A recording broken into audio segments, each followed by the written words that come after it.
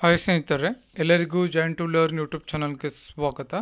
ಇವತ್ತಿನ ಒಂದು ಕ್ಲಾಸ್ನಲ್ಲಿ 2021ರ ಸಿವಿಲ್ PSI ಹುದ್ದೆಗಳ ಪರೀಕ್ಷಾ ಸರಣಿಯ ಭಾಗವಾಗಿ ಪರೀಕ್ಷೆ ಸಂಖ್ಯೆ 36 ಟೆಸ್ಟ್ 36 ಬಗ್ಗೆ ಇವತ್ತಿನ ಒಂದು ಸೆಷನ್ನಲ್ಲಿ ಡಿಸ್ಕಷನ್ ಮಾಡೋಣ. ಆಲ್ರೆಡಿ ಈ ಒಂದು ಸಿರೀಸ್ನ 35 ಟೆಸ್ಟ್ಗಳನ್ನು ಅಪ್ಲೋಡ್ ಮಾಡಿದ್ದೇವೆ. ಯಾರಾದರೂ ಫ್ರೆಶ್ ವ್ಯೂವರ್ಸ್ ಇದ್ದು ಇನ್ನೂ ಹಳೆಯ ಟೆಸ್ಟ್ಗಳನ್ನು ನೋಡಿರಲಿಲ್ಲ ಅಂತಂದರೆ ಕೆಳಗಡೆ ಡಿಸ್ಕ್ರಿಪ್ಷನಲ್ಲಿ ಲಿಂಕನ್ನು ಕೊಟ್ಟಿರ್ತೀವಿ, ಹಾಗೆ ಮೇಲ್ಗಡೆ ಐ ಬಟನಲ್ಲಿ ಕೂಡ ಲಿಂಕ್ ಇರುತ್ತೆ. ಹಾಗೆ ನಮ್ಮ ಒಂದು YouTube channel join to learn YouTube ಚಾನಲ್ನಲ್ಲಿ ಸಪ್ರೇಟ್ ಪ್ಲೇಲಿಸ್ಟ್ ಸೆಕ್ಷನ್ ಇದೆ, ಸಿವಿಲ್ PSI ಟೆಸ್ಟ್ ಸಿರೀಸ್ ಅಂತ, ಅಲ್ಲೂ ಕೂಡ ವಿಸಿಟ್ ಮಾಡಿ ಎಲ್ಲ ಟೆಸ್ಟ್ಗಳನ್ನು ಸೀಕ್ವೆನ್ಸ್ ಆಗಿ ನೋಡಿ ಅಂತ ಹೇಳ್ತಾ ಕ್ಲಾಸನ್ನು ಸ್ಟಾರ್ಟ್ ಮಾಡೋಣ. ಹಾಗೆ 850 ರುಪೀಸ್ಗೆ ಕೋರ್ಸನ್ನು ಕೂಡ ಲಾಂಚ್ ಮಾಡಿರ್ತೇವೆ. ವೈಯಕ್ತಿಕ ಮಾರ್ಗದರ್ಶನ, PDF ನೋಟ್ಸ್, ಪರೀಕ್ಷೆಗಳ ಒಂದು PDF, ಎಸ್ಸೆ ಟ್ರಾನ್ಸ್ಲೇಷನ್ಗಳ ಡಿಸ್ಕಷನ್ ಕೂಡ ಅವೈಲೇಬಲ್ ಇರುತ್ತೆ. ಪ್ರಥಮ ಪ್ರಶ್ನೆಯನ್ನು ನೋಡೋಣ. ಫಸ್ಟ್ ಕ್ವಶನ್ ಏನಿದೆ, 1857ರ ದಂಗೆಯ ಬೇರು ಯಾವುದು ಅಂತ ಪ್ರಶ್ನೆ ಕೇಳಿದ್ದಾರೆ. ಆಯ್ಕೆಗಳು: ನಿರ್ದಯವಾದ ನೀತಿಗಳು, ಶೋಷಣೆಯ ಭೂ ಆದಾಯ ನೀತಿ, ಗ್ರೀಸ್ ಲೇಪಿಸಿದಂತಹ ಕಾರ್ಟ್ರಿಡ್ಜ್ಗಳು, ಮೇಲಿನ ಎಲ್ಲವೂ ಸರಿ. ಸರಿಯಾದ ಉತ್ತರ ಏನಾಗುತ್ತೆ ಅಂದರೆ ಆಯ್ಕೆ 4, ಮೇಲಿನ ಎಲ್ಲವೂ ಸರಿಯಾಗುತ್ತೆ. ಸೊ ನಿರ್ದಯವಾದ ನೀತಿಗಳು, ಶೋಷಣೆಯ ಭೂ ಆದಾಯ ನೀತಿ, ಗ್ರೀಸ್ ಲೇಪಿಸಿದಂತಹ ಕಾರ್ಟ್ರಿಡ್ಜ್ಗಳು ಒಂದು 1857ರ ದಂಗೆಯ ಅಥವಾ ಸಿಪಾಯಿ ದಂಗೆ ಅಂತ ಏನು ಕರಿತೀವಿ, ಈ ದಂಗೆಯ ಬೇರು ಅಥವಾ ಮೂಲ ಕಾರಣ ಆಗಿರುತ್ತೆ. ಬ್ರಿಟಿಷರು ಭಾರತವನ್ನು ಆಳುವ ಸಮಯದಲ್ಲಿ ಹಿಂದೂ ಮತ್ತು ಮುಸ್ಲಿಮರ ಧಾರ್ಮಿಕ ಮನೋಭಾವನೆಗಳಿಗೆ, ಸೊ ಹಿಂದೂ ಮತ್ತು ಮುಸ್ಲಿಮರ ಒಂದು ಧಾರ್ಮಿಕ ಮನೋಭಾವನೆಗಳಿಗೆ ಧಕ್ಕೆ ತರುವಂತಹ ಕೆಲಸಗಳಲ್ಲಿ ತೊಡಗಿಸಿಕೊಳ್ತಾರೆ. ಮೀರತ್ನಲ್ಲಿ 1857 ಮೇ 10ರಂದು ದಂಗೆ ಆರಂಭವಾಗುತ್ತೆ. ಸೊ ಮೀರತ್ನಲ್ಲಿ 1857 ಮೇ 10ರಂದು ದಂಗೆ ಆರಂಭವಾಗುತ್ತೆ. ಮಾರ್ಚ್ 29, 1957ರಂದು ಬಂಗಾಳದ ಬ್ಯಾರಕ್ಪುರ್ನಲ್ಲಿ ಮಂಗಳ ಪಾಂಡೆ ಬ್ರಿಟಿಷ್ ಅಧಿಕಾರಿಗಳನ್ನು ಗುಂಡಿಟ್ಟು ಕೊಂದಿರ್ತಾನೆ. ಸೊ ಎರಡು ಇನ್ಸಿಡೆಂಟ್ಗಳು ಕೂಡ ಇಂಪಾರ್ಟೆಂಟ್. ಎರಡನೇ ಬಹದ್ದೂರ್ ಶಾನನ್ನು ಭಾರತದ ಚಕ್ರವರ್ತಿ ಅಂತ ಹೇಳಿ 1857ರ ದಂಗೆ ಆದಮೇಲೆ, ಸೊ 1857ರ ದಂಗೆ ಸಮಯದಲ್ಲಿ ಒಂದು ಬಹದ್ದೂರ್ ಶಾನನ್ನು, ಎರಡನೇ ಬಹದ್ದೂರ್ ಶಾನನ್ನು ಭಾರತದ ಚಕ್ರವರ್ತಿ ಅಂತ ಹೇಳಿ ಘೋಷಣೆ ಮಾಡಲಾಗುತ್ತೆ. ಸೊ 1857ರ ದಂಗೆಯ ಸಮಯದಲ್ಲಿ ಇದ್ದಂತಹ ಬ್ರಿಟಿಷ್ ವೈಸ್ರಾಯ್ ಯಾರಪ್ಪ ಅಂತಂದರೆ ಲಾರ್ಡ್ ಕ್ಯಾನಿಂಗ್. ಇದನ್ನು ಕೂಡ ಕೇಳ್ತಾರೆ. ಸೊ ಲಾರ್ಡ್ ಕ್ಯಾನಿಂಗ್ 1857ರ ದಂಗೆ ಸಮಯದಲ್ಲಿ ಬ್ರಿಟಿಷ್ ವೈಸ್ರಾಯ್ ಆಗಿ ಕಾರ್ಯವನ್ನು ನಿರ್ವಹಣೆ ಮಾಡ್ತಿರ್ತಾರೆ. ನರಗುಂದ ದಂಗೆಯ ಮುಂದಾಳತ್ವವನ್ನು ಯಾರು ವಹಿಸಿಕೊಂಡಿದ್ದರು ಅಂತ ಪ್ರಶ್ನೆ ಕೇಳಿದ್ದಾರೆ. ಆಯ್ಕೆಗಳು: ಭೀಮ್ರಾವ್, ವೆಂಕಟಪ್ಪ ನಾಯಕ್, ಬಾಬಾ ಸಾಹೇಬ್, ಯಾರೂ ಅಲ್ಲ. ಸರಿಯಾದ ಉತ್ತರ ಏನು ಅಂದರೆ ಆಯ್ಕೆ 3, ಬಾಬಾ ಸಾಹೇಬ್. ಬಾಬಾ ಸಾಹೇಬ್ ನರಗುಂದ ದಂಗೆಯ ಮುಂದಾಳತ್ವವನ್ನು ವಹಿಸಿಕೊಂಡಿರ್ತಾರೆ. ಸೊ ಅದೇ ರೀತಿ ಮುಂಡರ್ಗಿ ದಂಗೆಯ ಮುಂದಾಳತ್ವವನ್ನು ಭೀಮ್ರಾವ್ ವಹಿಸಿಕೊಂಡಿರ್ತಾರೆ. ಎಲ್ಲಿ ನಡೆಯುತ್ತೆ? ಇದು ಧಾರವಾಡದಲ್ಲಿ ನಡೆಯುತ್ತೆ. ಅದೇ ರೀತಿ ಹಲಗಲಿ ಬೇಡರ ದಂಗೆ ಬಾಗಲಕೋಟೆ ಭಾಗದಲ್ಲಿ ಆಗುತ್ತೆ. ಸುರಪುರ ದಂಗೆಯ ಮುಂದಾಳತ್ವವನ್ನು ವೆಂಕಟಪ್ಪ ನಾಯಕ್ ವಹಿಸಿಕೊಂಡಿರ್ತಾರೆ. ಯಾದಗಿರಿಯ ಭಾಗದಲ್ಲಿ ಈ ಒಂದು ದಂಗೆ ಆಗುತ್ತೆ. ಪ್ರಶ್ನೆ ತುಂಬ ಇಂಪಾರ್ಟೆಂಟ್, ಯಾಕೆಂತಂದರೆ ಕೇವಲ ಹಲಗಲಿ ಬೇಡರ ದಂಗೆ ಅಂತ ಕೂಡ ಪ್ರಶ್ನೆ ಬರ್ಬೋದು. ಸುರಪುರ ದಂಗೆಯ ಮುಂದಾಳತ್ವವನ್ನು ಯಾರು ವಹಿಸಿಕೊಂಡಿದ್ರು ಅಂತ ಬರ್ಬೋದು. ಸೊ ಅಡಿಷನಲ್ ಪಾಯಿಂಟ್ಸ್ಗಳನ್ನು ನೋಟ್ ಡೌನ್ ಮಾಡ್ಕೊಳ್ಳಿ. ಲಕ್ನೋ ದಂಗೆಯ ಮುಂದಾಳತ್ವವನ್ನು ಯಾರು ವಹಿಸಿಕೊಂಡಿದ್ದರು ಅಂತ ಪ್ರಶ್ನೆ ಕೇಳಿದ್ದಾರೆ. ಆಯ್ಕೆಗಳು: ಬೇಗಂ ಹಜರತ್ ಮಹಲ್, ರಾಣಿ ಲಕ್ಷ್ಮೀಬಾಯಿ, ಭಕ್ತ್ ಖಾನ್, ನಾನಾ ಸಾಹೇಬ್. ಸರಿಯಾದ ಉತ್ತರ ಏನಾಗುತ್ತೆ ಅಂದರೆ ಆಯ್ಕೆ 1, ಬೇಗಂ ಹಜರತ್ ಮಹಲ್ ಲಕ್ನೋ ದಂಗೆಯ ಮುಂದಾಳತ್ವವನ್ನು ವಹಿಸಿಕೊಂಡಿರ್ತಾರೆ. ಹಾಗಾದರೆ ರಾಣಿ ಲಕ್ಷ್ಮೀಬಾಯಿ ಯಾವ ಒಂದು ಮುಂದಾಳತ್ವವನ್ನು, ಯಾವ ಭಾಗದ ಮುಂದಾಳತ್ವವನ್ನು ವಹಿಸಿಕೊಂಡಿದ್ರು ಅಂದರೆ ಝಾನ್ಸಿ ಭಾಗದ ಮುಂದಾಳತ್ವವನ್ನು ರಾಣಿ ಲಕ್ಷ್ಮೀಬಾಯಿ. ಅದೇ ರೀತಿ ದೆಹಲಿ ಭಾಗದ ಒಂದು ಮುಂದಾಳತ್ವವನ್ನು, ದೆಹಲಿ ಭಾಗದಲ್ಲಿ ಏನು ದಂಗೆ ಆಗ್ತಾ ಇರುತ್ತೆ ಅದರ ಮುಂದಾಳತ್ವವನ್ನು ಭಕ್ತ್ ಖಾನ್, ಎರಡನೇ ಬಹದ್ದೂರ್ ಶಾ, ಹಕೀಂ ಹಸನುಲ್ಲಾ ಇವರೆಲ್ಲರೂ ಕೂಡ ವಹಿಸಿಕೊಂಡಿರ್ತಾರೆ. ಅದೇ ರೀತಿ ಕಾನ್ಪುರ್ ದಂಗೆಯ ಮುಂದಾಳತ್ವವನ್ನು ನಾನಾ ಸಾಹೇಬ್ ವಹಿಸಿಕೊಂಡಿರ್ತಾರೆ. ಹಾಗೆ ಬಿಹಾರ್ ಭಾಗದ ಒಂದು ದಂಗೆಯನ್ನು ಕುವರ್ ಸಿಂಗ್ ಮತ್ತು ಅಮರ್ ಸಿಂಗ್ ವಹಿಸಿಕೊಂಡಿರ್ತಾರೆ. ಅಲಹಾಬಾದ್ನ ಒಂದು ದಂಗೆಯನ್ನು ಮೌಲಿ ಲಿಖಾಯತ್ ಅಲಿ ವಹಿಸಿಕೊಂಡಿರ್ತಾರೆ. ದಯವಿಟ್ಟು ನೋಟ್ ಡೌನ್ ಮಾಡ್ಕೊಳ್ಳಿ. ಪಾಯಿಂಟ್ಸ್ಗಳು ತುಂಬ ಇಂಪಾರ್ಟೆಂಟ್ ಆಗಿರುತ್ತೆ. ಹಳೆ ಎಕ್ಸಾಮ್ಸ್ಗಳಲ್ಲಿ ಬಂದಿರುತ್ತೆ ಪ್ರಶ್ನೆಗಳು, ಫ್ಯೂಚರ್ ಎಕ್ಸಾಮ್ಸ್ಗಳಲ್ಲಿ ಕೂಡ ಬರಬಹುದು. ಕೆಳಗಿನವುಗಳಲ್ಲಿ ಯಾವುದು ಜಾಗೃತ ಜ್ವಾಲಾಮುಖಿಗೆ ಉದಾಹರಣೆ ಅಂತ ಕೇಳಿದ್ದಾರೆ. ಆಯ್ಕೆಗಳು ಮೌಂಟ್ ಎಟ್ನಾ, ಮೌಂಟ್ ವೆಸುವಿಯಸ್, ಮೌಂಟ್ ಅಕಾಂಗುವಾ, ಮೇಲಿನ ಎಲ್ಲವೂ. ಸರಿಯಾದ ಉತ್ತರ ಏನಾಗುತ್ತೆ ಅಂದರೆ ಆಯ್ಕೆ 1 ಮೌಂಟ್ ಎಟ್ನಾ. ಮೌಂಟ್ ಎಟ್ನಾ ಏನಿದೆ ಇದು ಒಂದು ಜಾಗೃತ ಜ್ವಾಲಾಮುಖಿಗೆ ಉದಾಹರಣೆ ಆಗಿರುತ್ತೆ. ಜಾಗೃತ ಜ್ವಾಲಾಮುಖಿ ಅಂದ್ರೆ ಏನು? ಹಾಗಾದ್ರೆ ನಿರಂತರವಾಗಿ ಸ್ಫೋಟಗೊಳ್ಳುವ ಜ್ವಾಲಾಮುಖಿಗೆ ನಾವು ಜಾಗೃತ ಜ್ವಾಲಾಮುಖಿ ಅಂತ ಕರಿತೀವಿ. ಸೊ ಜಾಗೃತ ಜ್ವಾಲಾಮುಖಿ ಅಂತಂದ್ರೇನು? ನಿರಂತರವಾಗಿ ಸ್ಫೋಟಗೊಳ್ಳೋದು, ಯಾವಾಗಲೂ ಕೂಡ ಒಂದು ಆಕ್ಟಿವ್ ಆಗಿರುತ್ತೆ, ಯಾವಾಗಲೂ ಕೂಡ ಒಂದು ಆಕ್ಟಿವ್ ಆಗಿರುತ್ತೆ. ಈ ರೀತಿ ಜ್ವಾಲಾಮುಖಿ ಬರ್ತಾ ಇರುತ್ತೆ. ಸೊ ಇದಕ್ಕೆ ಜಾಗೃತ ಜ್ವಾಲಾಮುಖಿ. ಎಕ್ಸಾಂಪಲ್ ಮೌಂಟ್ ಎಟ್ನಾ ಜ್ವಾಲಾಮುಖಿ ಎಲ್ಲಿ ಬರುತ್ತೆ? ಇಟಲಿಯಲ್ಲಿ ಬರುತ್ತೆ. ಸೊ ಅದೇ ರೀತಿ ಸುಪ್ತ ಜ್ವಾಲಾಮುಖಿ, 3 ಟೈಪ್ಸ್ ಆಫ್ ಒಂದು ವೋಲ್ಕ್ಯಾನೋಸ್ ಬರುತ್ತೆ. ಒಂದು ಜಾಗೃತ ಜ್ವಾಲಾಮುಖಿ, ಎರಡನೇದು ಸುಪ್ತ ಜ್ವಾಲಾಮುಖಿ, ಮೂರನೇದು ನಂದಿತ ಜ್ವಾಲಾಮುಖಿ. ಸುಪ್ತ ಜ್ವಾಲಾಮುಖಿ ಅಂದ್ರೇನು? ಒಮ್ಮೆ ಕಾರ್ಯಾಚರಣೆಗೊಂಡು ಬಹುಕಾಲದವರೆಗೆ ಸುಪ್ತವಾಗಿರುತ್ತೆ. ಒಂದ್ಸಲ ಅದು ಆಕ್ಟಿವ್ ಇರುತ್ತೆ, ಆಮೇಲೆ ತುಂಬಾ ಸಮಯದವರೆಗೆ ಒಂದು ಸ್ಟಾಪ್ ಆಗಿಬಿಟ್ಟಿರುತ್ತೆ, ಆಕ್ಟಿವ್ ಇರೋದಿಲ್ಲ, ಸುಪ್ತವಾಗಿರುತ್ತೆ. ಅದಕ್ಕೆ ಸುಪ್ತ ಜ್ವಾಲಾಮುಖಿ ಅಂತ ಕರೀತಾರೆ. ಉದಾಹರಣೆಗೆ ಮೌಂಟ್ ವೆಸುವಿಯಸ್ ಜ್ವಾಲಾಮುಖಿ, ಇದು ಸುಪ್ತ ಜ್ವಾಲಾಮುಖಿಗೆ ಉದಾಹರಣೆ. ಎಲ್ಲಿ ಬರುತ್ತೆ? ಇಟಲಿಯಲ್ಲಿ ಬರುತ್ತೆ ಇದು. ಅದೇ ರೀತಿ ನಂದಿತ ಜ್ವಾಲಾಮುಖಿ. ನಂದಿತ ಜ್ವಾಲಾಮುಖಿ ಅಂತಂದ್ರೇನು? ಪುರಾತನ ಕಾಲದಲ್ಲಿ ಕಾರ್ಯಾಚರಣೆಗೊಂಡಿದ್ದು, ಏನ್ಷಿಯಂಟ್ ಟೈಮ್ಸ್ ಅಲ್ಲಿ ಅದು ಆಕ್ಟಿವ್ ಇತ್ತು, ಆದರೆ ಮತ್ತೆ ಯಾವತ್ತೂ ಕೂಡ ಕಾರ್ಯಾಚರಣೆ ನಡೆಸಿಲ್ಲ. ಅದಕ್ಕೆ ನಂದಿತ ಜ್ವಾಲಾಮುಖಿ ಅಂತ ಕರಿತೀವಿ. ಉದಾಹರಣೆಗೆ ಮೌಂಟ್ ಅಕಾಂಗುವಾ. ಮೌಂಟ್ ಅಕಾಂಗುವಾ ಎಲ್ಲಿ ಬರುತ್ತೆ? ಅರ್ಜೆಂಟೈನಾದಲ್ಲಿ ಈ ಒಂದು ಜ್ವಾಲಾಮುಖಿ ಬರುತ್ತೆ. ಸೊ ಕೆಳಗಿನ ಹೇಳಿಕೆಗಳನ್ನು ಸರಿಯಾದದನ್ನು ಆಯ್ಕೆ ಮಾಡಿ ಅಂತ ಕೊಟ್ಟಿದ್ದಾರೆ. 2 ಸ್ಟೇಟ್ಮೆಂಟ್ಸ್ಗಳನ್ನು ಕೊಟ್ಟಿದ್ದಾರೆ. ಫಸ್ಟ್ ಸ್ಟೇಟ್ಮೆಂಟನ್ನು ನೋಡೋಣ. ಏನು ಹೇಳುತ್ತೆ first statement? Mount Stromboli Mediterranean ಸಮುದ್ರದ ಬೆಳಕಿನ ಮನೆ ಅಂತ ಹೇಳುತ್ತೆ. ಫಸ್ಟ್ ಸ್ಟೇಟ್ಮೆಂಟ್ ಏನು? ಮೌಂಟ್ ಸ್ಟ್ರಾಂಬೋಲಿ ಮೆಡಿಟರೇನಿಯನ್ ಸಮುದ್ರದ ಬೆಳಕಿನ ಮನೆ. ಮೌಂಟ್ ಇಜಾಲ್ಕೋ ಮಧ್ಯ ಅಮೆರಿಕಾದ ಬೆಳಕಿನ ಮನೆ. ಅ ಮಾತ್ರ ಸರಿ, ಬ ಮಾತ್ರ ಸರಿ, ಅ ಮತ್ತು ಬ ಎರಡೂ ಸರಿ, ಅ ಮತ್ತು ಬ ಎರಡೂ ತಪ್ಪು. ಸರಿಯಾದ ಉತ್ತರ ಏನು ಅಂದರೆ ಆಯ್ಕೆ 3 ಅ ಮತ್ತು ಬ ಎರಡೂ ಸರಿಯಾಗುತ್ತೆ. ಮೌಂಟ್ ಸ್ಟ್ರಾಂಬೋಲಿ ಅನ್ನೋದು ಮೆಡಿಟರೇನಿಯನ್ ಸಮುದ್ರದ ಒಂದು ಬೆಳಕಿನ ಮನೆ. ಅದೇ ರೀತಿ ಮೌಂಟ್ ಇಜಾಲ್ಕೋ ಎಂಬುದು ಮಧ್ಯ ಅಮೆರಿಕಾದ ಒಂದು ಬೆಳಕಿನ ಮನೆ ಅಂತ ಕರೀತಾರೆ. ಸೊ ಮೌಂಟ್ ಫ್ಯೂಜಿಯಾಮಾ ಇದು ಕೂಡ ಇಂಪಾರ್ಟೆಂಟು. ಮೌಂಟ್ ಫ್ಯೂಜಿಯಾಮಾಗೆ ಜಪಾನ್ದ ದೇವತೆ ಅಂತ ಕರೀತಾರೆ. ಜಪಾನ್ನಲ್ಲಿ ದೇವತೆ, ಗಾಡೆಸ್ ಅಂತ ಕರೀತಾರೆ ಮೌಂಟ್ ಫ್ಯೂಜಿಯಾಮಾ.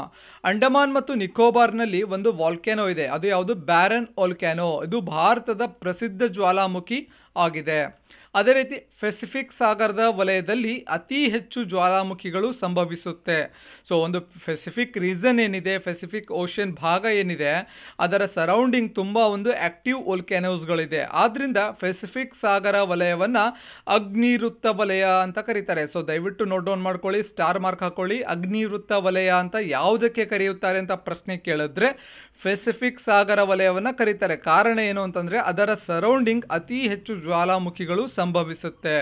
ಸೊ ಆ ಪಾಯಿಂಟನ್ನು ನೋಟ್ ಡೌನ್ ಮಾಡ್ಕೊಳ್ಳಿ. ಸುಂದರ್ಬನ್ ಮುಖಜಭೂಮಿ ಯಾವ ಆಕಾರದಲ್ಲಿದೆ ಅಂತ ಪ್ರಶ್ನೆ ಕೇಳಿದ್ದಾರೆ. ಆಯ್ಕೆಗಳು ತ್ರಿಕೋನ ಆಕಾರ, ಪಕ್ಷಿಪಾದದ ಆಕಾರ, ಚೂಪಾದ ಆಕಾರ, ಯಾವುದೂ ಅಲ್ಲ. ಸರಿಯಾದ ಉತ್ತರ ಏನು ಅಂದರೆ ಆಯ್ಕೆ 1 ತ್ರಿಕೋನ ಆಕಾರ. ಸುಂದರ್ಬನ್ ಮುಖಜಭೂಮಿ ತ್ರಿಕೋನ ಆಕಾರದಲ್ಲಿದೆ, ಒಂದು ಟ್ರಯಾಂಗಲ್ ಶೇಪಲ್ಲಿ ಇದೆ. ಅದೇ ರೀತಿ ಮಿಸಿಸಿಪಿ ಮತ್ತು ಮಿಜೋರಿ ಪಕ್ಷಿಪಾದದ ಆಕಾರದಲ್ಲಿದೆ, ಪಾದದ ಆಕಾರದಲ್ಲಿದೆ. ಅದೇ ರೀತಿ ಟೈಬರ್ ಏನಿದೆ ಚೂಪಾದ ಆಕಾರದಲ್ಲಿದೆ. ಸುಂದರ್ಬನ್ ಮುಖಜಭೂಮಿ ಏನಿದೆ ಅಲ್ವಾ, ಇದು 2 ರಿವರ್ಸ್ ಇಂದ, ಗಂಗಾ ಮತ್ತು ಬ್ರಹ್ಮಪುತ್ರ ನದಿಯಿಂದ ನಿರ್ಮಾಣವಾದಂತಹ ಒಂದು ಮುಖಜಭೂಮಿ ಆಗಿರುತ್ತೆ.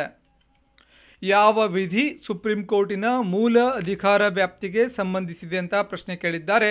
ಆಯ್ಕೆಗಳು 131ನೇ ವಿಧಿ, 132ನೇ ವಿಧಿ, 139ನೇ ವಿಧಿ, 143ನೇ ವಿಧಿ. ಸರಿಯಾದ ಉತ್ತರ ಆಯ್ಕೆ 1 131ನೇ ವಿಧಿ. 131ನೇ ಆರ್ಟಿಕಲ್ ಏನಿದೆ ಸುಪ್ರೀಂ ಕೋರ್ಟ್ನ ಮೂಲ ಅಧಿಕಾರ ವ್ಯಾಪ್ತಿಗೆ ಸಂಬಂಧಿಸಿದ ವಿಧಿಯಾಗಿರುತ್ತೆ. ಹಾಗಾದರೆ 132ನೇ ವಿಧಿ ಏನು ಹೇಳುತ್ತೆ? ಸುಪ್ರೀಂ ಕೋರ್ಟ್ನ ಅಪೀಲ್ ಹೋಗುವಂಥ ಅಧಿಕಾರವನ್ನು ಹೇಳುತ್ತೆ. 139ನೇ ವಿಧಿ ಸುಪ್ರೀಂ ಕೋರ್ಟ್ನ ರಿಟ್ ಹೊರಡಿಸುವ ಅಧಿಕಾರವನ್ನು, ತುಂಬ ಒಂದು ರಿಟ್ಸ್ಗಳು ಬರುತ್ತೆ, ಸರ್ಚಿಯೋರರಿ, ಹೇಬಿಯಸ್ ಕಾರ್ಪಸ್, ಅದೇ ರೀತಿ ಮ್ಯಾಂಡಮಸ್, ಈ ರೀತಿಯಾದಂತಹ ರಿಟ್ಗಳನ್ನು ಹೊರಡಿಸುವ ಅಧಿಕಾರ 139ನೇ ವಿಧಿಯಲ್ಲಿ ಬರುತ್ತೆ. 143ನೇ ವಿಧಿ ಏನು ಹೇಳುತ್ತೆ? ಸುಪ್ರೀಂ ಕೋರ್ಟ್ನ ಒಂದು ಸಲಹಾ ಅಧಿಕಾರ, ಅಡ್ವೈಸರಿ ಪವರನ್ನು ಹೇಳುತ್ತೆ. ಸುಪ್ರೀಂ ಕೋರ್ಟ್ ಸ್ಥಾಪನೆಯಾಗಿದ್ದು 28 ಜನವರಿ 1950ರಲ್ಲಿ ಸುಪ್ರೀಂ ಕೋರ್ಟ್ ಸ್ಥಾಪನೆ ಆಗುತ್ತೆ. ಸುಪ್ರೀಂ ಕೋರ್ಟ್ನ ಪ್ರಸ್ತುತ ಮುಖ್ಯ ನ್ಯಾಯಾಧೀಶರು ಯಾರು ಅಂದರೆ ಶರದ್ ಅರವಿಂದ್ ಬೋಬ್ಡೆ. ಸುಪ್ರೀಂ ಕೋರ್ಟ್ನ ಪ್ರಸ್ತುತ ಸ್ಟ್ರೆಂತ್ ಎಷ್ಟಿದೆ ಅಂದರೆ 34 ಒಂದು ಸ್ಟ್ರೆಂತ್ ಎಷ್ಟಿದೆ, ಜಡ್ಜಸ್ದು ಸ್ಟ್ರೆಂತ್ ಅಂದರೆ 34 ಸ್ಟ್ರೆಂತ್ ಇದೆ. 33+1 ಅಂತ ಕರಿತೀವಿ. ಕೆಳಗಿನ ಹೇಳಿಕೆಗಳಲ್ಲಿ ಸರಿಯಾದದನ್ನು ಆಯ್ಕೆ ಮಾಡಿ ಅಂತ ಕೊಟ್ಟಿದ್ದಾರೆ. ಫಸ್ಟ್ ಸ್ಟೇಟ್ಮೆಂಟನ್ನು ನೋಡೋಣ. ಭಾರತ ಸಂವಿಧಾನ ಅಂಗೀಕಾರವಾಗಿದ್ದು 26 ಜನವರಿ 1949. ಭಾರತ ಸಂವಿಧಾನ ಜಾರಿಗೆ ಬಂದಿದ್ದು 26 ನವೆಂಬರ್ 1950. ಅ ಮಾತ್ರ ಸರಿ, ಬ ಮಾತ್ರ ಸರಿ, ಅ ಮತ್ತು ಬ ಎರಡೂ ಸರಿ, ಅ ಮತ್ತು ಬ ಎರಡು ತಪ್ಪು. ಸರಿಯಾದ ಉತ್ತರ ಏನು ಅಂದರೆ ಆಯ್ಕೆ 4, ಅ ಮತ್ತು ಬ ಎರಡೂ ತಪ್ಪಾಗುತ್ತೆ. ಎರಡೂ ಸ್ಟೇಟ್ಮೆಂಟ್ಗಳು ರಾಂಗ್ ಆಗಿದೆ. ಕಾರಣ ಏನು ಅಂತಂದರೆ ಭಾರತ ಸಂವಿಧಾನ ಅಂಗೀಕಾರ ಆಗಿದ್ದು 26 ಜನವರಿ 1949 ಅಂತ ಕೊಟ್ಟಿದ್ದಾರೆ. ಇದು ರಾಂಗ್ ಆಗುತ್ತೆ. ಯಾಕಂತಂದರೆ ಭಾರತ ಸಂವಿಧಾನ ಅಂಗೀಕಾರ ಆಗಿದ್ದು 26 ನವೆಂಬರಲ್ಲಿ, ಜನವರಿ ಅಂತ ಕೊಟ್ಟಿದ್ದಾರೆ, ಅದು ನವೆಂಬರಲ್ಲಿ. ಅದೇ ರೀತಿ ಭಾರತ ಸಂವಿಧಾನ ಜಾರಿಗೆ ಬಂದಿದ್ದು 26 ಜನವರಿ 1950. ಎರಡೂ ಡೇಟ್ಸ್ಗಳನ್ನು ನೆನಪಿಟ್ಕೊಳ್ಳಿ. ಅಂಗೀಕಾರ ಆಗಿದ್ದು ನವೆಂಬರ್ ತಿಂಗಳಲ್ಲಿ 1949, 26 ನವೆಂಬರ್. ಅದೇ ರೀತಿ ಜಾರಿಗೆ ಬಂದಿದ್ದು 26 ಜನವರಿ 1950. ಸಂವಿಧಾನದ ಹಂಗಾಮಿ ಅಧ್ಯಕ್ಷರು ಯಾರಾಗಿದ್ದರು ಅಂದರೆ ಸಚ್ಚಿದಾನಂದ್ ಸಿನ್ಹಾ ಹಂಗಾಮಿ ಅಧ್ಯಕ್ಷರಾಗಿದ್ದರು. ಸಂವಿಧಾನದ ಕಾಯಂ ಅಧ್ಯಕ್ಷರು ಯಾರು ಅಂದರೆ ಡಾಕ್ಟರ್ ಬಾಬು ರಾಜೇಂದ್ರ ಪ್ರಸಾದ್ ಕಾಯಂ ಅಧ್ಯಕ್ಷರಾಗಿದ್ದರು. ಭಾರತ ಸಂವಿಧಾನದ ಪೂರ್ವ ಪೀಠಿಕೆಯನ್ನು ಸಂವಿಧಾನ ರಚನಾಕಾರರು ತೆರೆದಿಡುವ ಕೀಲಿ ಕೈ ಎಂದು ಹೇಳಿದವರು ಯಾರು ಅಂತ ಕೇಳಿದ್ದಾರೆ. ಸೊ ಭಾರತ ಸಂವಿಧಾನದ ಒಂದು ಪ್ರಿಯಾಂಬಲ್ ಪೂರ್ವ ಪೀಠಿಕೆ ಏನಿದೆ ಅದನ್ನು ಸಂವಿಧಾನದ ರಚನಾಕಾರರು ತೆರೆದಿಡುವ ಕೀಲಿ ಕೈ ಅಂತ ಹೇಳಿದವರು ಯಾರು? ಆಯ್ಕೆಗಳು ಎನ್ ಪಾಲ್ಕಿವಾಲಾ, ಠಾಕೂರ್ ದಾಸ್ ಭಾರ್ಗವ್, ಮೊಹಮ್ಮದ್ ಹಿದಾಯತ್ ಉಲ್ಲಾ, KM ಮುನ್ಷಿ. ಸರಿಯಾದ ಉತ್ತರ ಆಯ್ಕೆ 2, ಠಾಕೂರ್ ದಾಸ್ ಭಾರ್ಗವ್ ಹೇಳ್ತಾರೆ. ಏನಂತಂದರೆ ಸಂವಿಧಾನದ ಪೂರ್ವ ಪೀಠಿಕೆಯನ್ನು ಸಂವಿಧಾನದ ರಚನಾಕಾರರು ತೆರೆದಿಡುವ ಕೀಲಿ ಕೈ ಅಂತ ಹೇಳ್ತಾರೆ. ಸೊ NK ಪಾಲ್ಕಿವಾಲ್ ಏನು ಹೇಳ್ತಾರೆ ಅಂದರೆ ಸಂವಿಧಾನದ ಗುರುತಿನ ಚೀಟಿ ಅಂತ ಹೇಳ್ತಾರೆ. ಸೊ ಏನು ಪ್ರಿಯಾಂಬಲ್ ಏನಿದೆ, ಪೂರ್ವ ಪೀಠಿಕೆ ಏನಿದೆ ಅದನ್ನು ಸಂವಿಧಾನದ ಗುರುತಿನ ಚೀಟಿ ಅಂತ ಹೇಳಿದವರು NK ಪಾಲ್ಕಿವಾಲ್.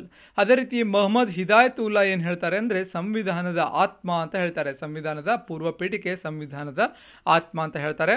ಅದೇ ರೀತಿ KM ಮುನ್ಷಿ ಏನು ಹೇಳಿದ್ರು ಅಂದರೆ ಸಾರ್ವಭೌಮ ಪ್ರಜಾಸತ್ತಾತ್ಮಕ ಗಣರಾಜ್ಯದ ಜಾತಕ ಪಕ್ಷಿ ಅಂತ ಹೇಳ್ತಾರೆ. ಯಾರು? KM ಮುನ್ಷಿ. ಭಾರತದ ಸಂವಿಧಾನದ ಪೂರ್ವ ಪೀಠಿಕೆಯನ್ನು ಅಮೆರಿಕ ಸಂವಿಧಾನದಿಂದ ನಾವು ಒಂದು ಎರವಲು ಪಡ್ಕೊಂಡಿದ್ದೇವೆ. ಪ್ರಸ್ತಾವನೆ ಏನಿದೆಯಲ್ಲ ಅದೊಂದು ನ್ಯಾಯರಕ್ಷಿತವಾಗಿಲ್ಲ. ಭಾರತ ಸಂವಿಧಾನದ ಪೂರ್ವ ಪೀಠಿಕೆಯು ಭಾರತದ ಪ್ರಜೆಗಳಾದ ನಾವು ಅಂತ ಹೇಳಿ ಪ್ರಾರಂಭವಾಗುತ್ತೆ. ಪ್ರಯೋಗಾಲಯದ ಉಪಕರಣಗಳಲ್ಲಿ ಯಾವ ಗಾಜನ್ನು ಬಳಸುತ್ತಾರೆ ಅಂತ ಪ್ರಶ್ನೆ ಕೇಳಿದ್ದಾರೆ. ಆಯ್ಕೆಗಳು ಸೋಡಾ ಗಾಜು, ಫೈರೆಕ್ಸ್ ಗಾಜು, ಸುರಕ್ಷಾ ಗಾಜು, ಬಣ್ಣದ ಗಾಜು. ಸರಿಯಾದ ಉತ್ತರ ಆಯ್ಕೆ 2, ಫೈರೆಕ್ಸ್ ಗಾಜನ್ನು ಪ್ರಯೋಗಾಲಯದ ಒಂದು ಉಪಕರಣಗಳಲ್ಲಿ ಬಳಸ್ತಾರೆ. ಹಾಗಾದರೆ ಸೋಡಾ ಗಾಜನ್ನು ಎಲ್ಲಿ ಬಳಸ್ತಾರೆ? ಕನ್ನಡಿ, ಕಿಟಕಿ, ಗಾಜು, ಶೀಶೆಗಳ ತಯಾರಿಕೆಯಲ್ಲಿ ಬಳಸ್ತಾರೆ. ಸುರಕ್ಷಾ ಗಾಜನ್ನು ಗುಂಡು ನಿರೋಧಕ ಕವಚವಾಗಿ ಬಳಸ್ತಾರೆ. ಹಾಗಾದರೆ ಬಣ್ಣದ ಗಾಜನ್ನು ಅಲಂಕಾರಿಕ ವಸ್ತುಗಳಲ್ಲಿ ಬಳಸ್ತಾರೆ.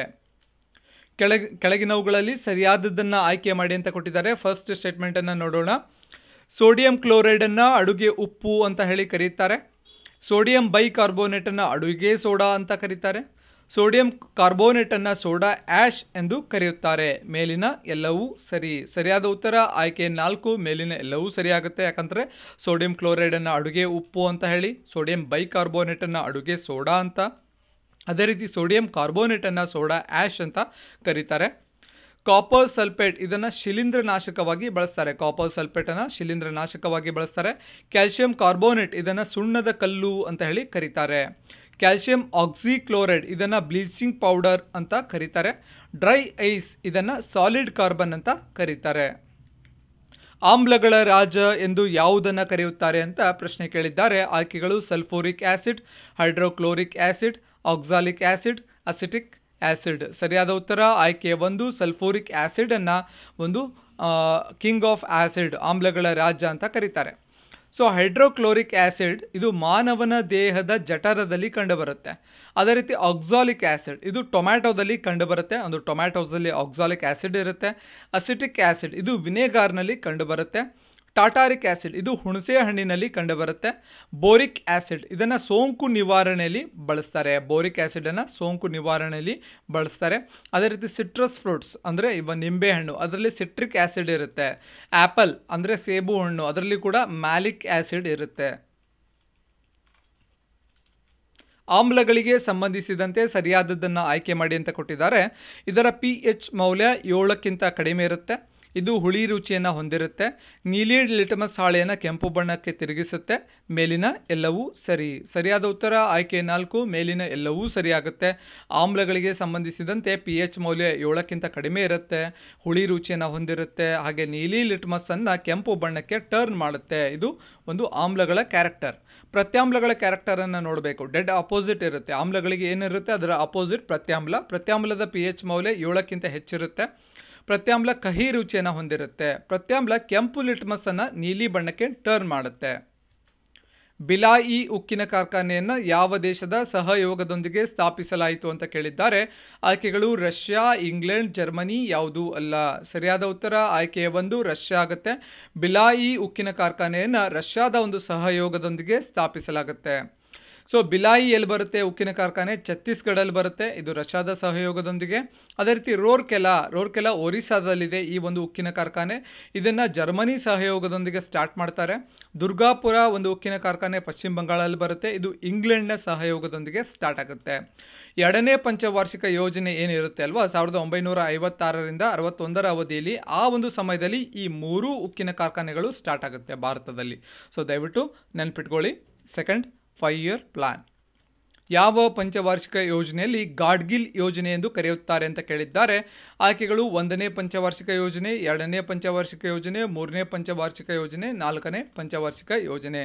ಸರಿಯಾದ ಉತ್ತರ ಏನು ಅಂದರೆ ಆಯ್ಕೆ 3ನೇ ಪಂಚವಾರ್ಷಿಕ ಯೋಜನೆಯನ್ನು ಗಾಡ್ಗಿಲ್ ಯೋಜನೆ ಅಂತ ಹೇಳಿ ಕರೀತಾರೆ.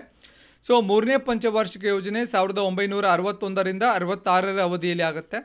ಈ ಯೋಜನೆಯ ಅಡಿಯಲ್ಲಿ 4ನೇ ಕಬ್ಬಿಣ ಮತ್ತು ಉಕ್ಕು ಕಾರ್ಖಾನೆಯನ್ನು ಬೊಕ್ಯಾರೋದಲ್ಲಿ ಸ್ಥಾಪನೆ ಮಾಡಲಾಗುತ್ತೆ. ಬೊಕ್ಯಾರೋಲ್ಲಿ ಬರುತ್ತೆ, ಜಾರ್ಖಂಡ್ನಲ್ಲಿ ಸ್ಥಾಪನೆ ಆಗುತ್ತೆ. ರಷ್ಯಾದ ಸಹಯೋಗದೊಂದಿಗೆ ಸ್ಟಾರ್ಟ್ ಆಗುತ್ತೆ.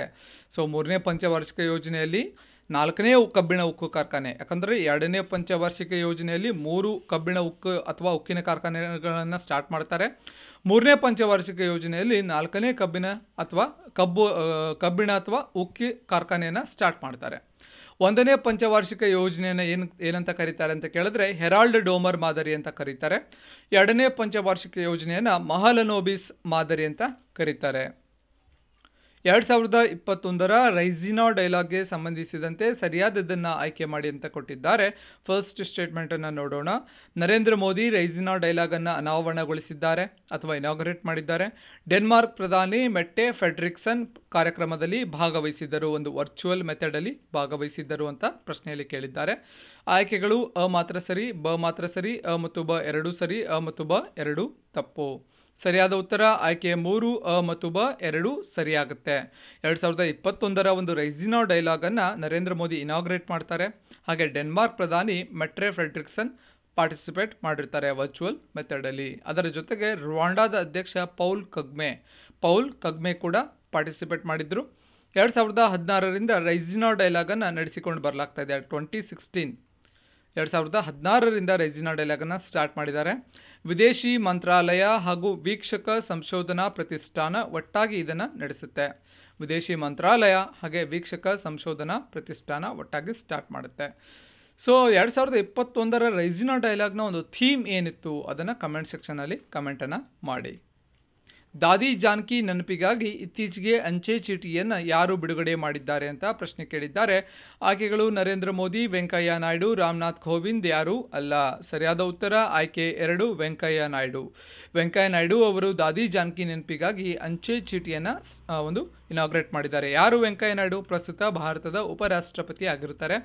ಸೊ ಯಾರು ಉಪರಾಷ್ಟ್ರಪತಿ ಆಗಿರ್ತಾರೆ ಅವರೇ ರಾಜ್ಯಸಭಾದ ಒಂದು ಚೇರ್ಮನ್ ಕೂಡ ಆಗಿರ್ತಾರೆ. ಒಂದು ಊರಿನ ಜನಸಂಖ್ಯೆ ಪ್ರತಿ ವರ್ಷ 5% ಹೆಚ್ಚಾಗುತ್ತೆ. ಈಗಿನ ಜನಸಂಖ್ಯೆ 16,000 ಆದರೆ 2 ವರ್ಷದ ನಂತರ ಜನಸಂಖ್ಯೆ ಎಷ್ಟು ಅಂತ ಪ್ರಶ್ನೆ ಕೇಳಿದ್ದಾರೆ. ಸೊ ಇದನ್ನು ಯಾವ ರೀತಿ ಸಾಲ್ವ್ ಮಾಡಬೇಕು ಅಂದರೆ ಫಾರ್ಮುಲಾ ಏನಿದೆ, ಒಂದು ಚಕ್ರಬಡ್ಡಿದೇನು ಫಾರ್ಮುಲಾ ಬರುತ್ತೆ. A = P (1 + R / 100 100 power T.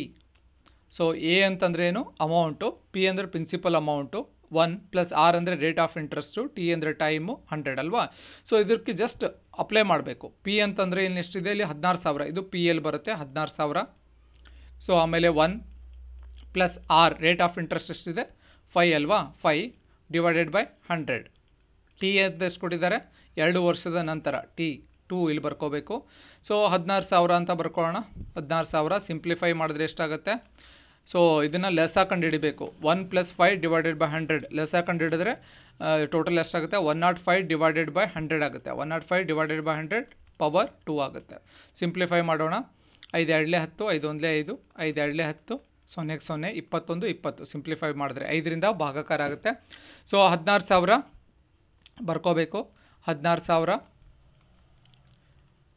21 divided by 20 power 2 ಅಲ್ವಾ, 2 ಟೈಮ್ಸ್ ಬರ್ಕೋಬೇಕು. 21 divided by 20 into 21 divided by 20. ಈ 0 ಹೋಗುತ್ತೆ, ಈ 2 0 ಹೋಗುತ್ತೆ. ಹಾಗೆ ಇವಾಗ ಸಿಂಪ್ಲಿಫೈ ಮಾಡಿದ್ರೆ ಎಷ್ಟಾಗುತ್ತೆ, 2 1 2, 2 8 16, 2 80, 2 1 2, 2 40, 80. ಸೊ 40 ಗುಂಡ್ಲೆ 21 ಗುಂಡ್ಲೆ 21 ಗುಣಾಕಾರ ಮಾಡೋಕ್ಕೆ ಬರ್ತಾಯಿದ್ರೆ ಈಸಿಯಾಗಿ ಆನ್ಸರ್ ಬರುತ್ತೆ. 40 ಗುಂಡ್ಲೆ 21 21.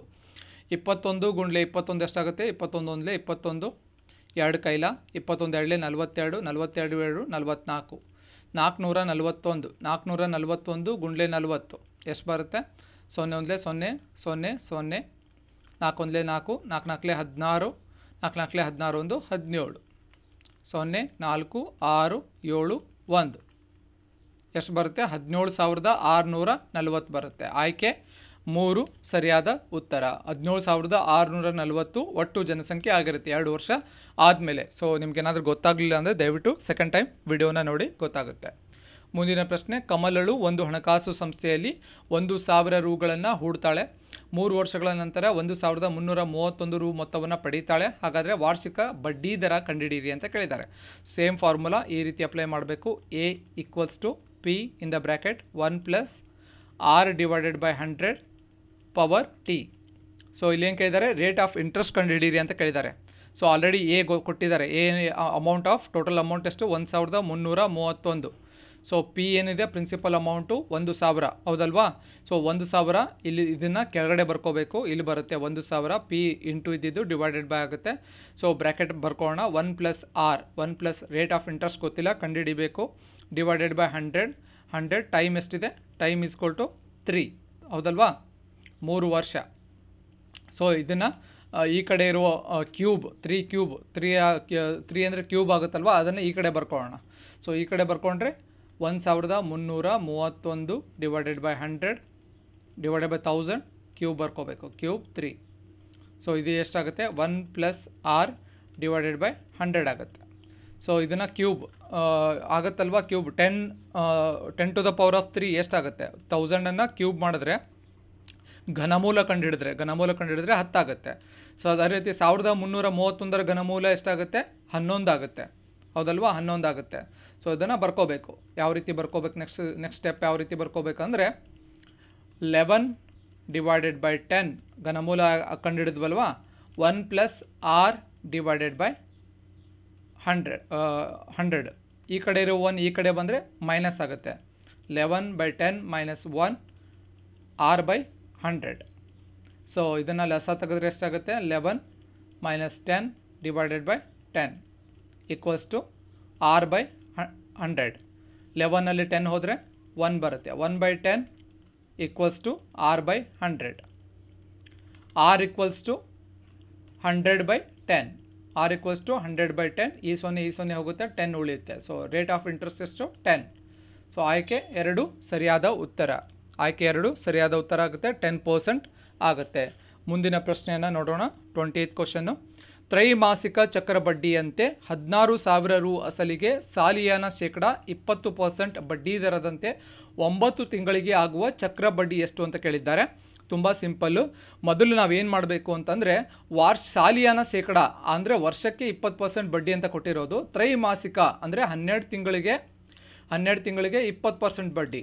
ಹಾಗಾದರೆ ತ್ರೈಮಾಸಿಕ ಅಂದರೆ 3 ತಿಂಗಳಿಗೆ ಎಷ್ಟು ಬಡ್ಡಿ ಅದನ್ನು ಕಂಡುಹಿಡ್ಕೋಬೇಕು. 3 ತಿಂಗಳಿಗೆ ಎಷ್ಟಾಗುತ್ತೆ? 3 ಗುಂಡ್ಲೆ 20 ಡಿವೈಡೆಡ್ ಬೈ 12. 3 ಒಂದ್ಲೆ 3, 3 ನಾಲ್ಕಲೆ 12, 4 ಒಂದ್ಲೆ 4, 4 ಐದ್ಲೆ 20. ಸೊ 5% ಬಡ್ಡಿ ಆಗುತ್ತೆ. ತ್ರೈಮಾಸಿಕ 3 ತಿಂಗಳಿಗೆ 5% ಬಡ್ಡಿ ಆಗುತ್ತೆ. ಇದನ್ನು ಫಸ್ಟ್ ಬರ್ಕೊಳ್ಳಿ. ಇದನ್ನು ಬರ್ಕೊಂಡ್ಮೇಲೆ ಫಾರ್ಮುಲಾನ ಅಪ್ಲೈ ಮಾಡೋಣ. A equals to same formula P1 plus R divided by 100 power time. P ಅಂದರೆ ಎಷ್ಟು? 16,000. ಪಿ ಅಂದರೆ 16,000 ಕೊಟ್ಟಿದ್ದಾರೆ. 16,000 1 plus R rate of interest 5 ಆಗಲೇ ಮಾಡಿದ್ದೀವಲ್ವಾ. 3 ಮಂತ್ಸ್ಗೆ 100. ಸೊ ಟೈಮ್ ಎಷ್ಟು? 3 ಮಂತ್ಸ್. ಸೊ ಇದನ್ನು ಸಿಂಪ್ಲಿಫೈ ಮಾಡಬೇಕು. ಸಿಂಪ್ಲಿಫೈ ಮಾಡಿದ್ರೆ ಎಷ್ಟು ಬರುತ್ತೆ? 16,000 ಗುಂಡ್ಲೆ ಇದನ್ನು ಮಾಡಬೇಕು. ಏನಂತಾರೆ, ಲಸ ಕಂಡು ಹಿಡ್ಕೊಂಡ್ರೆ 105 ಡಿವೈಡೆಡ್ ಬೈ 10 ಆಗುತ್ತೆ. ಡಿವೈಡೆಡ್ ಬೈ 100 ಆಗುತ್ತೆ. ಇದನ್ನು ಸಿಂಪ್ಲಿಫೈ ಮಾಡೋಣ. 5 ಎರಡ್ಲೆ 10, 5 ಒಂದ್ಲೆ 5, 5 ಎರಡ್ಲೆ 10, 5 ಸೊನ್ನೆಗೆ 0, 21 20 ಆಗುತ್ತೆ. ಪವರ್ 3. ಇದನ್ನು 3 ಟೈಮ್ಸ್ ಬರ್ಕೋಬೇಕು.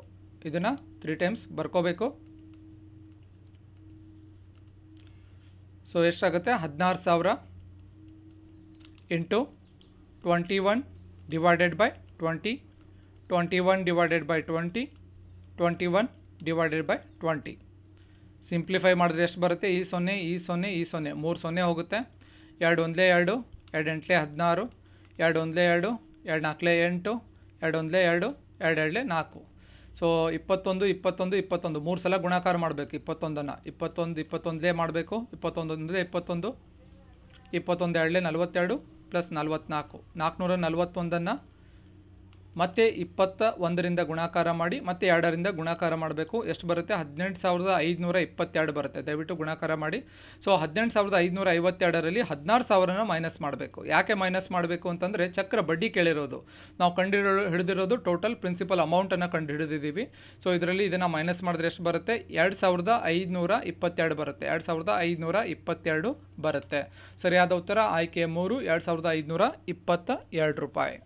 ಸೊ ಇದು ಚಕ್ರ ಬಡ್ಡಿ ಆಗುತ್ತೆ. ಸೊ ಇಷ್ಟು ಇವತ್ತಿನ ಟೆಸ್ಟ್ ಡಿಸ್ಕಷನ್ ಆಗಿರುತ್ತೆ. ಕ್ಲಾಸ್ ಇಷ್ಟ ಆದರೆ ಒಂದು ಲೈಕ್ ಮಾಡಿ, ನಿಮ್ಮ ಫ್ರೆಂಡ್ಸ್ಗೆ ಶೇರ್ ಮಾಡಿ. ಹಾಗೆ ನೀವಿನ್ನೂ ನಮ್ಮ ಚಾನಲ್ಗೆ ಸಬ್ಸ್ಕ್ರೈಬ್ ಆಗಿರಲಿಲ್ಲ ಅಂದರೆ ಸಬ್ಸ್ಕ್ರೈಬ್ ಆಗಿ ಬೆಲ್ ಐಕಾನ್ ಮೇಲೆ ಕ್ಲಿಕ್ ಮಾಡಿ. ನಾವು ಮಾಡುವಂಥ ಎಲ್ಲ ವಿಡಿಯೋಸ್ಗಳ ಒಂದು ಅಪ್ಡೇಟ್ಸ್ ಬರ್ತಾ ಇರುತ್ತೆ. ಹಾಗೆ ನಮ್ಮ ಕೋರ್ಸ್ಗೆ ಜಾಯ್ನ್ ಆಗಬೇಕು ಅಂದರೆ ಈ ಒಂದು ನಂಬರ್ಗೆ ಎನ್ಕ್ವೈರಿ ಕೂಡ ಮಾಡಬಹುದು. 850 ರೂಪೀಸ್ ಕೋರ್ಸ್ ಫೀಸ್ ಇರುತ್ತೆ. ಸ್ಕ್ರೀನ್ಶಾಟನ್ನು ಗೂಗಲ್ ಪೇ ಆರ್ ಫೋನ್ಪೇ ಮಾಡಿ ಸ್ಕ್ರೀನ್ಶಾಟನ್ನು ನಿಮ್ಮ ಹೆಸರನ್ನು ಸಿವಿಲ್ PSI 2021 ಅಂತ ಹೇಳಿ ಇದೇ ನಂಬರ್ನ ಒಂದು ವಾಟ್ಸಪ್ಗೆ ಮೆಸೇಜ್ ಮಾಡುವುದರ ಮುಖಾಂತರ ಜಾಯ್ನ್ ಕೂಡ ಆಗ್ಬೋದು ಅಂತ ಹೇಳ್ತಾ ಮತ್ತೆ ಮುಂದಿನ ತರಗತಿಯಲ್ಲಿ ಮತ್ತೊಂದು ವಿಷಯದ ಕುರಿತು ಮಾತನಾಡೋಣ. ಧನ್ಯವಾದಗಳು.